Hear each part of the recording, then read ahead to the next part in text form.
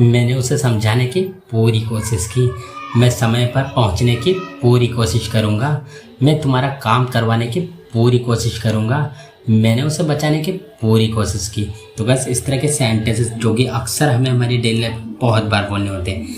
I am sure आप लोगों ने भी इस तरह के सेंटेंस जो कि अपनी डेली लाइफ में बहुत बार बोले होंगे, जिनमें कि हमें बोलना होता है पूरी कोशिश करना। तो बस इस तरह के सभी सेंटेंस को इंग्लिश में बोलने के लिए जिस स्ट्रक्चर का यूज़ किया जाता है वह सबसे पहले बोला जाता है सब्जेक्ट, उसके बाद में हेल्पिंग वर्ब के बाद बोला जाता है try plus possessive adjective plus best two plus verb की फर्स्ट फॉर्म प्लस ऑब्जेक्ट। तो गैस यहाँ पे एक और बात क्लियर करना चाहूँगा, यहाँ पे जो ट्राई है ये ऐसे मैन वर्ब की तरह काम करेगा। जैसा हमारा टेंस होगा उसके अकॉर्डिंग इसकी फॉर्म चेंज होगी। और जैसे पजेसिव एडजेक्टिव है इसमें आएगा his her our their my etcetera. तो आइए यहाँ पे कुछ एग्जांपल्स लेते हैं गाइस, ताकि इसे और बेटर तरीके से सीख सके। मैंने उसे समझाने की पूरी कोशिश करी। I tried my best to make him understand. I tried my best to make him understand. मैं समय पर पहुंचने की पूरी कोशिश करूंगा। I will try my best to reach on time. I will try my best to reach on time. मैं तुम्हारा काम करवाने की पूरी कोशिश करूंगा। I will try my best to get your work done. I will try my best to get your work done. मैंने उसे बचाने की पूरी कोशिश की। I tried my best to save him. I tried my best to save him. मैं पूरी कोशिश करूँगा। I will try my best. I will try my best. मैंने पूरी कोशिश की। मैं ना हंसूँ। I tried my best to laugh. I tried my best to laugh.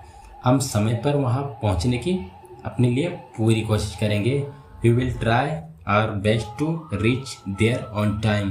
We will try our best to reach there on time. बोलने का सवाल ही पैदा नहीं होता, उसे बुलाने का सवाल ही पैदा नहीं होता, वहाँ जाने का सवाल ही पैदा नहीं होता, उससे बात करने का सवाल ही पैदा नहीं होता। तो गाइस इस तरह के सेंटेंस को इंग्लिश में बोलने के लिए जिस स्ट्रक्चर का यूज़ किया जाता है वो है नो क्वेश्चन राइजेस टू, जिसका हिंदी मीनिंग होता है सवाल ही पैदा नहीं होता या फिर सवाल ही नहीं उठता। तो इस तरह के सेंटेंस में सवाल ही पैदा नहीं होता या फिर सवाल ही नहीं उठता, तो इसको इंग्लिश में कैसे बोलेंगे आइए देखते हैं। तो इसके लिए बोला जाता है सबसे पहले no question arises to verb की फर्स्ट फॉर्म प्लस ऑब्जेक्ट। मतलब जब हम ठान ही लेते हैं कि उस काम को करना ही नहीं, तो उस काम को करने का सवाल ही पैदा नहीं होता। तो चलिए यहाँ पे कुछ एग्जांपल्स लेते हैं ताकि इसे और बेटर तरीके से सीख सके। बोलने का सवाल ही पैदा नहीं होता, no question arises to speak. उसे बुलाने का सवाल ही पैदा नहीं होता, no question arises to call her या फिर हिम। वहाँ जाने का सवाल ही पैदा नहीं होता, no question arises to go there. उससे बात करने का सवाल ही पैदा नहीं होता, no question arises to talk to him. यहाँ आने का सवाल ही पैदा नहीं होता, no question arises to come here. सुबह जल्दी उठने का सवाल ही पैदा नहीं होता, no question arises to get up early in the morning. तुम्हारा भाई सच में काम आया, वो हमेशा काम आता है। मेरी सलाह आपको काम आएगी, ये बातें हमेशा काम नहीं आएगी। तो गाइस इस तरह के सेंटेंसेस जो कि अक्सर हमें हमारी डेली लाइफ में बहुत बार बोलने होते हैं। आई एम श्योर आप लोगों ने भी इस तरह के सेंटेंस जो कि अपनी डेली लाइफ में बहुत बार बोले भी होंगे और सुने भी होंगे, जिनमें कि हमें बोलना होता है काम आना। तो गाइस इस तरह के सभी सेंटेंस को इंग्लिश में बोलने के लिए एक फ्रेज यूज़ किया जाता है, वह है come in handy. Come in handy जिसका हिंदी मीनिंग होता है किसी कार्य में काम आना। तो आइए इसको यूज़ करने का कंप्लीट रूल जान लेते हैं। तो सबसे पहले बोला जाता है सब्जेक्ट, उसके बाद में हेल्पिंग वर्ब, हेल्पिंग वर्ब के बाद बोला जाता है come in handy plus other word अगर है तो। यहाँ पे गाइस जो आप कम देख रहे हो वह सब मैन वर्ब की तरह काम करेगा। जैसा हमारा टेंस होगा उसके अकॉर्डिंग इसकी फॉर्म चेंज होगी। तो आइए यहाँ पे एग्जांपल्स लेते हैं ताकि इसे और बेटर तरीके से सीख सके। तुम्हारा भाई सच में काम आया, your brother really came in handy.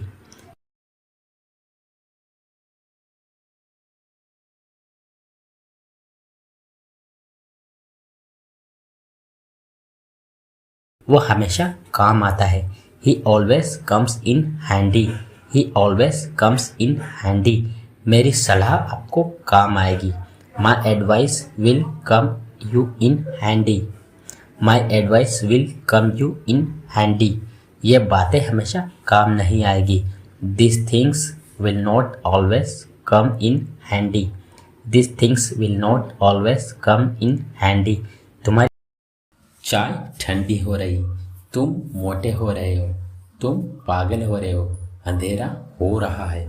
तो बस इस तरह के सेंटेंसेस जो कि अक्सर हमें हमारी डेली लाइफ में बोलने होते हैं, जिनमें कि हमें बोलना होता है हो रहा है, हो रही है या हो रहे हैं। इस तरह के सेंटेंसेस को इंग्लिश में बोलने के लिए हम गेट का यूज़ करते हैं। तो आइए इसको यूज़ करने का कंप्लीट रूल जान लेते हैं ताकि इसे और बेटर तरीके से सीख सके।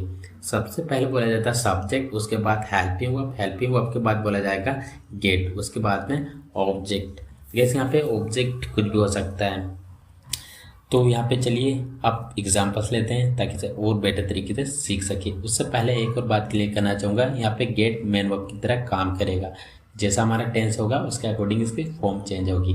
तो आइए एग्जांपल्स ले लेते हैं। आप चाय ठंडी हो रही है, the tea is getting cold, the tea is getting cold, तुम मोटे हो रहे हो, you are getting fat, you are getting fat, तुम पागल हो रहे हो, you are getting mad, you are getting mad, अंधेरा हो रहा है, it is getting dark, it is getting dark, वह गुस्सा हो रही थी, she was getting angry, she was getting angry, पानी गर्म हो रहा है, the water is getting heat, the water is getting heat, वह पतला हो रहा है, he is getting thin, he is getting thin.